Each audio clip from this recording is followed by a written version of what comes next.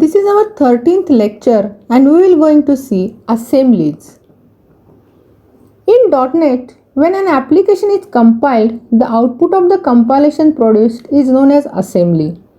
Assemblies forms the fundamental units of deployment, version control, reuse, and security permissions.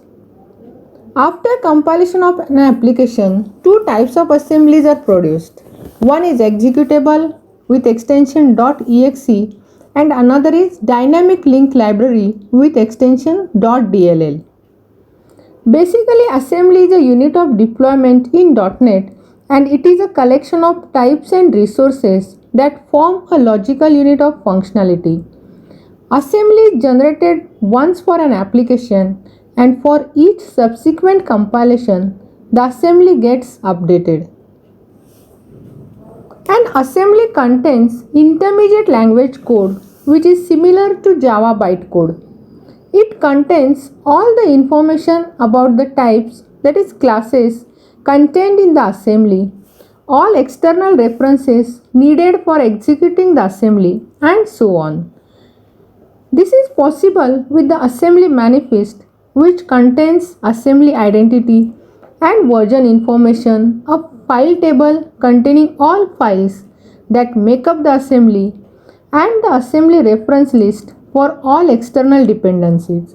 Thus, assembly do not need to depend on registry values for compilation or execution. Now we'll see types of assembly. There are two types of assembly. One is private and another is shared. Private assemblies are intended to be used by only one application.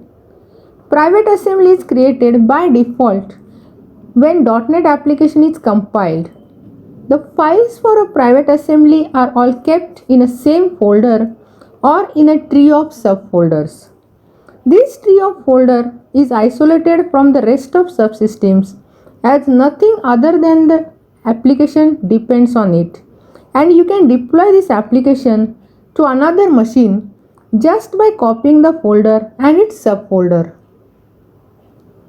Next is shared assembly, which is also known as strong name assembly, are copied to a single location, usually the global assembly cache, for all calling assemblies within the same application. The same copy of the shared assembly is used from its original location. Hence, shared assemblies are not copied in the private folder of each calling assembly. Each shared assembly has a part of name, including its name, version, public key token, and culture information. The public key token and version information makes it almost possible for two different assemblies with the same name or for two similar assemblies with the different versions to mix with each other. Shared assemblies are stored in a global assembly cache, which is usually located in the assembly folder in Windows directory.